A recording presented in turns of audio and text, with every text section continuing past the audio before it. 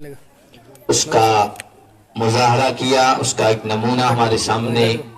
پیش کیا، اور اساتذہ کی محنت جو ان کے پیچھے لگی وہ ہمارے سامنے آئی۔ چونکہ وقت کافی ہو چکا ہے اس لیے میں بہت مختصر انداز میں اپنی بات پیش کروں گا۔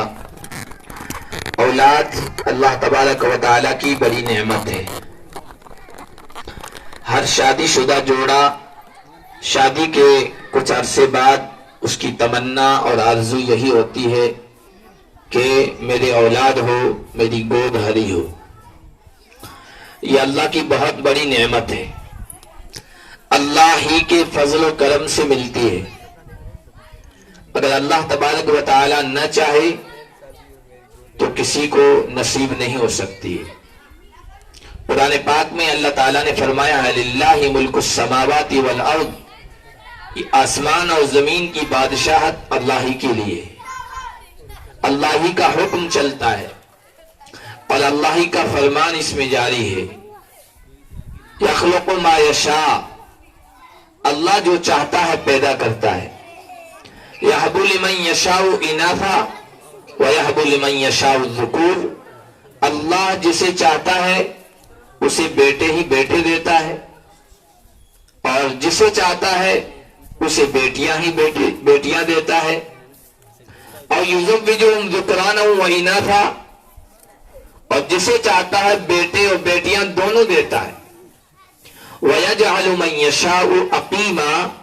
اور اللہ کا اگر فیصلہ کسی کے بارے میں یہ ہو جائے کہ اس کو بانجھ رکھنا ہے، اللہ اسے بانجھ رکھ دیتا ہے، بے اولاد رکھ دیتا ہے۔ وہ علم والا ہے، وہ حکمت والا ہے، وہ قدرت والا ہے، وہی جانتا ہے کس کو کس سے نوازنا ہے، کیا عطا کرنا ہے۔ اور اللہ جس کے لیے بانجھ ہونے کا فیصلہ فرما دے، اولاد سے محروم رکھنے کا، تو پھر دنیا کی کوئی طاقت، دنیا کا کوئی ڈاکٹر، دنیا کا کوئی حکیم، دنیا کا کوئی طبیب، دنیا کا کوئی عالم، دنیا کا کوئی تعویذ بنانے والا، دنیا کا کوئی پیر فقیر اسے اولاد نہیں دے سکتا ہے۔ یہ اللہ ہی کے ہاتھ میں ہے، اللہ ہی کے تصرف میں۔ تو اللہ کی طرف سے کسی کو اولاد مل جائے یہ بہت بڑی نعمت ہے۔ اس نعمت کی قدر کرنی چاہیے، اور اس نعمت کی قدر یہ ہے کہ اولاد کو اللہ کی معرفت، اللہ کی پہچان، اس کے دل میں نبی پاک صلی اللہ علیہ وسلم کی عظمت، محبت، ادب و احترام،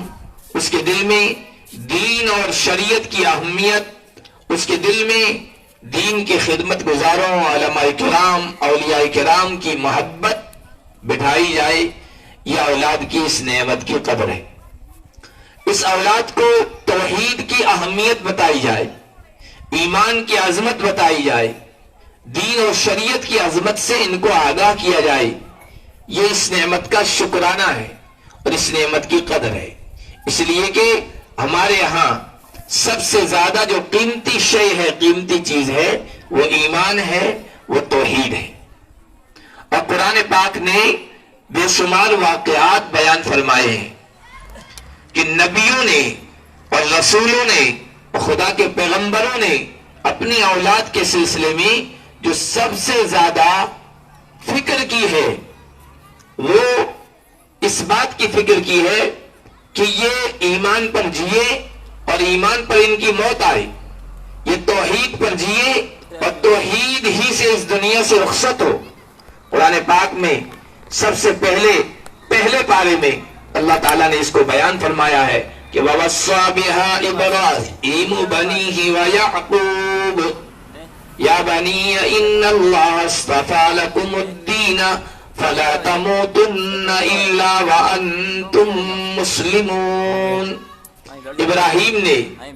اپنی اولاد کو اس بات کی تاکید کی، یعنی کلمہ توحید کی، اور اس دین کو اللہ نے تمہارے لیے پسند کیا ہے، اس کی عظمت کو سمجھو۔ اپنی اولاد کو یہ سمجھایا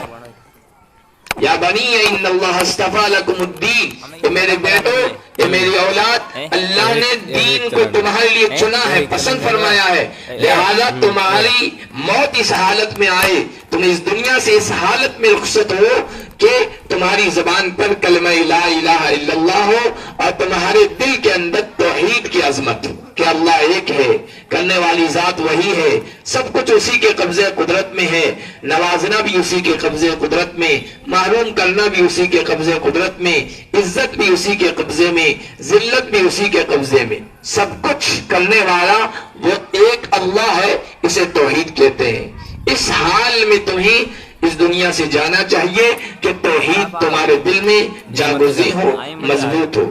اور پھر اللہ تعالیٰ نے آگے اور بیان فرمایا کہ ام کنتم شہداء اذ حضر یعقوب الموت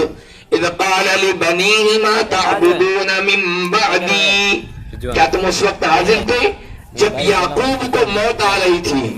اور یعقوب نے اپنی اولاد کو جمع کیا؟ حضرت یعقوب وہ شخصیتیں ہیں کہ جن کی نسلوں میں نبی ہیں۔ حضرت یعقوب خود نبی ہیں،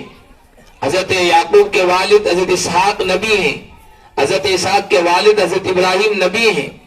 اور حضرت یعقوب کے چچا حضرت اسماعیل نبی ہیں، اور خود حضرت یعقوب کے بیٹے حضرت یوسف نبی ہیں۔ نبیوں والا گھرانہ ہے، کتنا مقدس، کتنا پاکیزہ، کتنا اللہ کے نزدیک عظمت والا گھرانہ، اور اس گھرانے میں کتنا اچھا ماحول ہوگا ایمان کا، اسلام کا، اللہ کی اطاعت کا، اللہ کی فرما برداری کا، توحید کو اپنے سینے سے چمٹانے کا، کتنا بہترین ماحول ہوگا۔ اتنا بہترین ماحول ہونے کے باوجود جب وہ اس دنیا سے جا رہے ہیں تو وصیت کیا کر کے جا رہے ہیں؟ قرآن نے اس کا نمونہ ہمارے سامنے رکھا ہے، اس بات کو محفوظ کر کے ہمارے سامنے رکھا ہے۔ یعقوب علیہ السلام نے اپنی اولاد کو جمع کیا، کتنی اولاد تھی؟ ان کے بیٹے، بیٹیاں، پوتے، پوتیاں۔ جب حضرت یوسف نے حضرت یعقوب کو مصر بلایا ہے، جب مصر کے تخت کے وارث بنے حضرت یوسف تو پورے خاندان کو بلایا، اس وقت ان کے ساتھ جو آنے والے خاندان اور فیملی کے ممبر تھے وہ 90 سے کچھ زائد تھے۔ پھر تو مصر میں رہے ہوں گے، اور مصر میں کافی سالوں کے بعد جب ان کی موت آئی ہے اس وقت انہوں نے اپنی اولاد کو جمع کیا، 100 سے کچھ اوپر ان لوگوں کی تعداد رہی ہوگی، اور انہوں نے اپنے بیٹوں کو جمع کر کے کہا کہ ما تعبدون من بعدی۔ باپ اس دنیا سے جا رہا ہوتا ہے تو مختلف وصیتیں کرتا ہے، ہم بھی سماج میں رہتے ہیں، معاشرے میں رہتے ہیں، کوئی بزرگ خاندان کا جاتا ہے تو کوئی یہ وصیت کرتا ہے کہ اپنے بیٹوں سے کہتا ہے میرے جانے کے بعد متحد ہو کے رہنا، آپس میں لڑنا نہیں۔ کوئی کہتا ہے کہ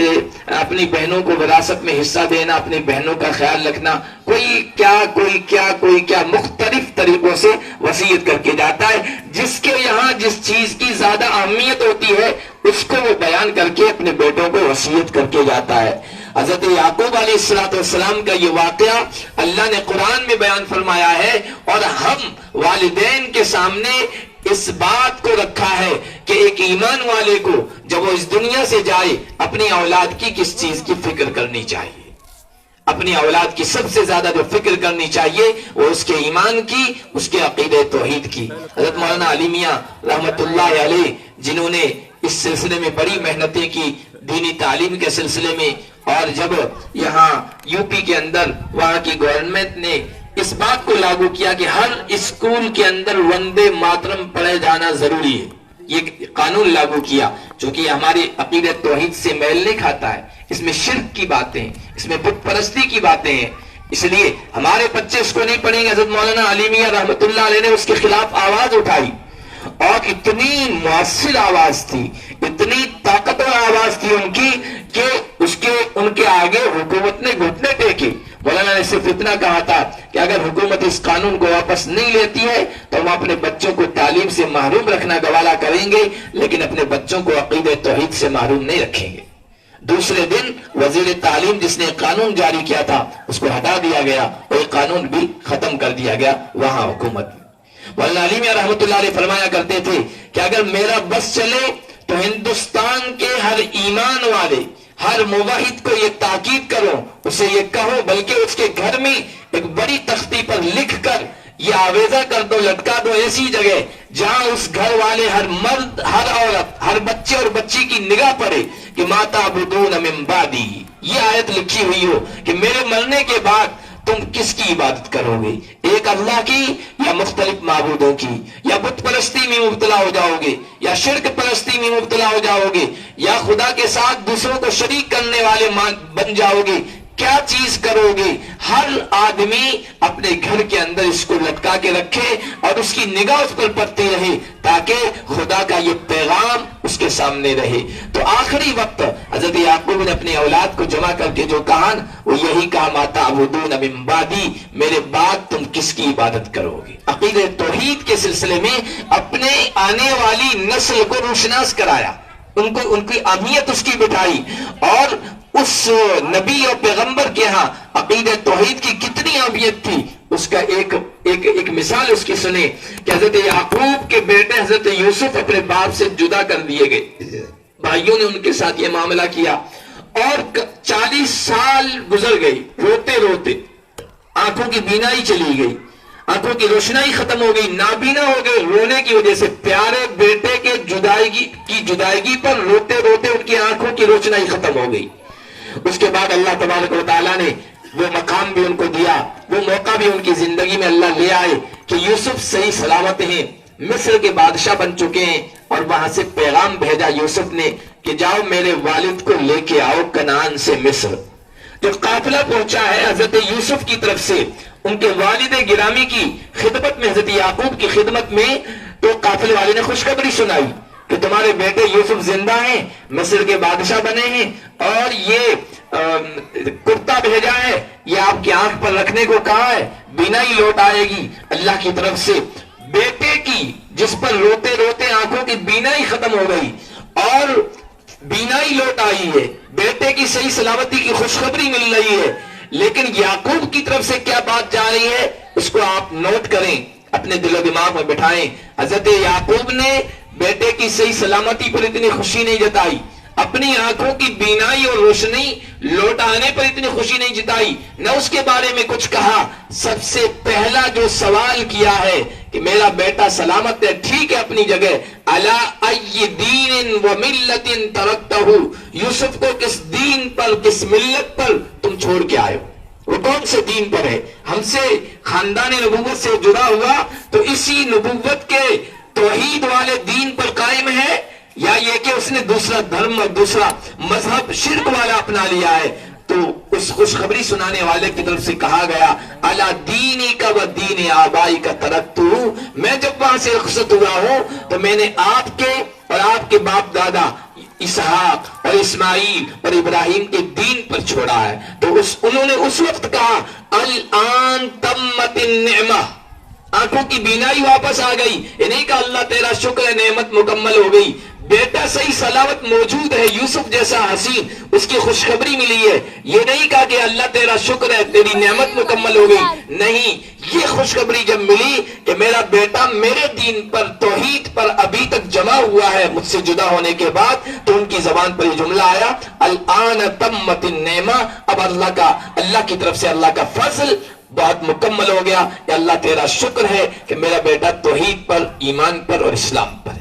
یہ ہے ایمان کی اور توحید کی عظمت اور اہمیت، یہ ہمارے بچوں کے ذہن و دماغ میں ہم بٹھا دیں۔ ہمارے ہاں ہندوستان کے حالات اب اس طرف جا رہے ہیں کہ آپ سنتے رہتے ہیں، سیاست سے اور ملک کے حالات سے واقف ہیں کہ روز بروز کچھ نہ کچھ آواز بلند ہوتی رہتی ہے، کبھی گھر واپسی کی، کبھی کس چیز کی۔ یہ گھر واپسی کیا ہے کہ بت پرستی کی طرف ان کو لے جایا جائے، ان کو شرک میں مبتلا کر دیا جائے۔ ہمارے نزدیک جو سب سے زیادہ قیمتی شے ہے وہ ہمارا ایمان ہے، ہمارا توحید ہے اور ہمارا اسلام ہے، ہمارا دین ہے، نبی پاک صلی اللہ علیہ وسلم کی محبت ہے، ہمارا مال، ہماری دولت، ہمارے گھر، ہمارے مکان، ہمارے زمین جائیداد، ہمارا بینک بیلنس، دشمن کے نزدیک اس کی کوئی اہمیت نہیں ہے، اس کی کوئی اہمیت نہیں ہے۔ سب سے زیادہ جو قیمتی چیز ہے، چور کی اور ڈاکو کی نظر اسی پر ہوتی ہے، اسی لیے ان کی طرف سے یہی اعلان ہوتا ہے کہ ان کو واپس بت پرستی میں مبتلا ہو جائے، کر دیا جائے۔ یہ نہیں کہا جاتا ان کا مال لوٹ لیا جائے، ان کی دولت لوٹ لی جائے، ان کو فقیر بنا دیا جائے، نہیں، ان کو گھر واپسی کروائی جائے، یعنی شرک میں مبتلا کر دیا جائے۔ اس لیے ان حالات کو سمجھیں اور اپنے بچوں کی دینی تعلیم پر ضرور ہم توجہ دیں۔ یہ سب سے زیادہ ان حالات کا پیغام ہے ہمیں اہل اسلام کے لیے، اہل ایمان کے لیے، جہاں مکاتب نہیں ہیں، مکاتب کی تعلیم نہیں ہے اچھی طریقے سے، اور والدین اپنے بچوں کو توحید کی اور ایمان کی اور اسلام کی عظمت نہیں بتا رہے ہیں، وہاں حالات اس طرح پیدا ہو رہے ہیں کہ ان کے گھروں میں مورتیاں آ رہی ہیں، شرک ہو رہا ہے، پتہ ہی نہیں چل پا رہا ہے کہ مسلمان ہیں کہ غیر مسلم ہیں۔ آپ چلے جائیے اجمیر کے ادھر، اور جہاں پہلے کبھی یہ تحریک چلی تھی، شدھی سنگٹھن تحریک، یہ گھر واپسی جیسی کوئی تحریک تھی، جہاں باقاعدہ اس کی کوششیں ہو رہی تھی کہ ان کو واپس بت پرستی میں مبتلا ہوا جائے۔ آج بھی آپ ان گھروں میں دیکھیں گے کہ نام آدھا مسلمانوں والا ہے، آدھا دوسرا ہے، گھروں کے اندر مورتیاں رکھی ہوئی ہے، شرک میں، بت پرستی میں لوگ مبتلا ہیں، اس وجہ سے کہ ان کے یہاں اس کی محنت نہیں ہوئی۔ تو مکتب کی محنت یہ جو ہے بنیادی محنت ہے، ان بچوں کے دلوں میں، ان بچیوں کے دلوں میں ابھی سے ایمان کی، توحید کی، رسول پاک صلی اللہ علیہ وسلم کی، دین و شریعت کی اہمیت بٹھا دی جائے گی، تو یہ بچے انشاءاللہ کفر اور شرک کی کتنی بھی آندھیاں آ جائیں اور طوفان آ جائیں، عقید توحید کو کبھی نہیں چھوڑیں گے، ایمان سے محروم ہونا کبھی گوارا نہیں کریں گے، اسلام سے اپنے آپ کو وابستہ رکھیں گے۔ یہ چھوٹے چھوٹے بچے جو ابھی پڑھ رہے تھے کہ طاغوت سے ہم لڑیں گے، اسلام کا جھنڈا بلند کریں گے، اور رسول اللہ کے سلسلے میں اور نبی پاک صلی اللہ علیہ وسلم کی محبت کے سلسلے میں مختلف نعتوں، نظموں، مکالموں کے ذریعے سے، یہ کوئی معمولی بات نہیں ہے۔ بچے کے دل میں جو بات بٹھائی جائے گی وہی آگے چل کر تناوت درخت بنے گی۔ یہ چھوٹا سا بیج ہے جو آج اساتذہ اور ان کے والدین ان کے دلوں میں ڈال رہے ہیں، اگا رہے ہیں، کل یہی توحید کا اور ایمان کا درخت تناوت درخت، سایہ دار درخت بنے گا، اور ایک ایک بچہ اور ایک ایک بچی نہ صرف اپنا ایمان بچا کر لے جائے گا، نہ صرف اپنے عقیدے توحید کو بچا کر لے جائے گا، بلکہ اور نہ جانے کتنے خاندانوں کے عقیدے اور ایمان کے تحفظ کا ذریعہ اور وسیلہ یہ بچے اور یہ بچیاں بنیں گے۔ اس لیے ہر آدمی جو یہاں بیٹھا ہے یہ عزم لے کے جائے، یہ ارادہ لے کے جائے کہ ہم اپنے اپنے مکتب میں اسی طرح کی محنت کریں گے۔ آج الحمدللہ کوئی زمانہ تھا جہاں ہمارے پاس فقیری تھی، تنگ دستی تھی، پیسے نہیں تھے، آج ہر نوجوان کما رہا ہے، فضول خرچیاں بھی کر رہا ہے، پیسوں کی کوئی کمی نہیں ہے۔ الحمدللہ ایسے پروگرام ہر مسجد کے مکتب والے کر سکتے ہیں، اور بچوں کی حوصلہ افزائی ہوگی، بچے آگے بڑھیں گے۔ آپ نے دیکھا اس سے پچھلا پروگرام ہوا تھا، اس سے اچھا پھر عورتوں میں صرف بچیوں کا پروگرام ہوا تھا، وہ ہوا، اور اس سے اچھا یہ پروگرام ہو رہا ہے، اور آئندہ چونکہ اچھائی کی اور خوبی کی کوئی حد نہیں ہوتی ہے، اس سے بھی انشاءاللہ یہ بچے اچھا پروگرام پیش کریں گے۔ آپ حضرات نے جو ان کو انعامات سے نوازا ہے، ان انعامات سے ان کے حوصلے بڑھیں گے، بچوں کے سینے کھلیں گے، بچے کچھ سیکھیں گے، بچوں کے دلوں میں دین کی، اسلام کی، مسجد کی، شاعر اسلام کی، دین سے تعلق رکھنے والی چیزوں کی اہمیت اور عظمت ان کے دلوں میں بیٹھے گی، اور دین اسلام سے والہانہ، عاشقانہ اور شہدائیانہ ایک تعلق ان کا جڑ جائے گا۔ چاہے بچہ ہو یا بچی، دین اسلام پر مر مٹنے والے بنیں گے، سب کچھ قربانی دینے کے لیے تیار ہو جائیں گے، لیکن ایمان کو نہیں چھوڑیں گے اور عقیدہ توحید کو نہیں چھوڑیں گے۔ اگر اتنا بھی ان بچے بچیوں میں شعور، یہ احساس پیدا ہو گیا تو آپ کا ایک ایک پیسہ کام آ جائے گا۔ ہر مسجد کے اندر ایسے پروگرام ہونے چاہیے، اور خاص طور پر مستورات کے لیے بھی بچوں کا پروگرام ان کے سامنے بھی رکھا جانا چاہیے، ان کے اندر بھی بچوں کو پڑھانے کا شوق پیدا ہوتا ہے۔ ہم نے پچھلی مرتبہ دیکھا رمضان سے پہلے یا مستورات کا پروگرام ہوا تھا، تو بچوں کا پروگرام ان کے سامنے رکھا گیا، انہوں نے انعامات سے بھی نوازا، اور پھر یہ کہ اس کے بعد بچوں کی آمد میں اضافہ ہو گیا۔ عورتوں کے دلوں میں جب اس کی عظمت بیٹھے گی تو اپنا کام خود کر لے گی، مشقت اٹھا لے گی، لیکن اپنے بچے اور بچی کو مسجد اور مکتب ضرور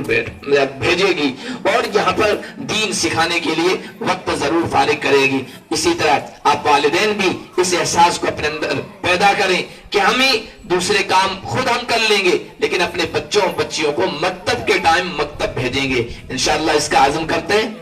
اس کا ارادہ کریں، اور اسی پر کل سے عمل شروع کر دیں۔ کوئی بچہ بچی مکتب میں غیر حاضر نہ ہونے پائے۔ ہمارے علماء کرام ہمیں سکھاتے ہیں کہ اگر ایک دن بھی ناغا ہو جاتا ہے تو 40 دن اس کی بے برکتی ہوتی ہے۔ پھر پڑھنے میں شوق نہیں رہتا، رغبت نہیں رہتی، پھر پڑھنے میں دل نہیں لگتا. اور ایک بچہ مسلسل پڑھتا رہتا ہے تو ایک شوق رہتا ہے. یہاں بچے طلبہ مدارس کی چھٹیوں میں آتے ہیں، چھٹیوں سے جب واپس جاتے ہیں مدرسوں میں، حالانکہ وہاں ایک دن میں ماحول بن جاتا ہے،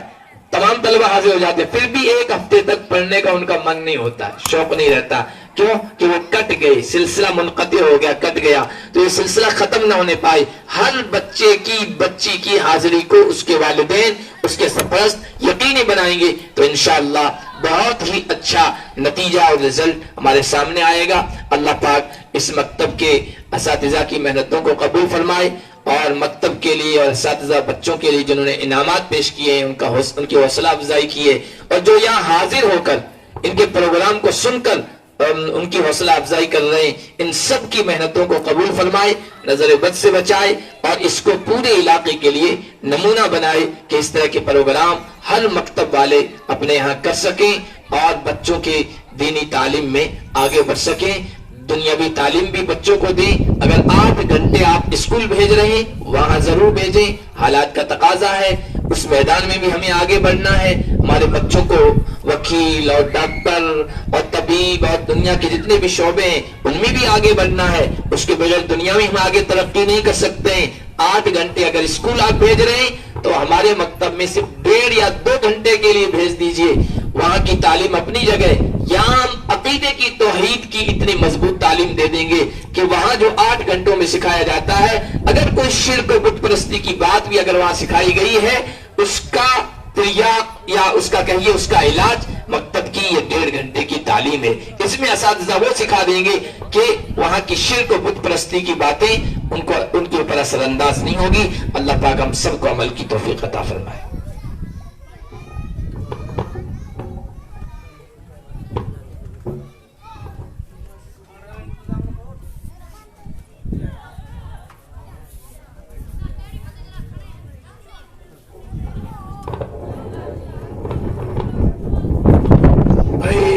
جکو گانا یا بارنا جکو بھی مہمان ہیں جکو دیر سے آیا ہے یا شروع سے آیا ہے کلانا